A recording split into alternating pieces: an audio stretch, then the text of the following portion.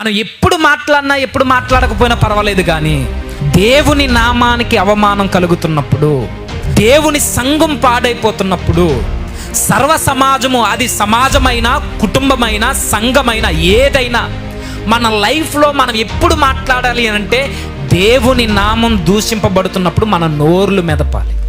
దేవుని నామానికి అవమానం కలుగుతున్నప్పుడు మనం ఖచ్చితంగా స్పందించాలి. దేవుని సంఘం పాడైపోతున్నప్పుడు మన నోరు మాట్లాడాలి.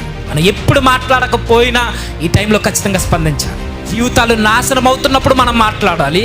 ఎదుటోడు పడిపోతున్నప్పుడు మనం మాట్లాడాలి. మరలా తిరిగి ఐగుప్తు అంటే ఈరోజు మన జీవితంలో మరలా తిరిగి పాపపు జీవితంలోనికి ఎవరైనా ప్రవేశించే సమయం మనం గ్రహిస్తే ఖచ్చితంగా మాట్లాడాలి. నువ్వు ఖచ్చితంగా సంభాషించాలి. ఒకవేళ నీ మాటలు బట్టి వాడు బాధపడతాడా, ఆయన మాట్లాడు. ఒకవేళ నీ మాటలు బట్టి వాడు నీ మీదే తిరగబడి నీ మీదే కుట్రలు పన్నుతాడా, అయినా మాట్లాడు.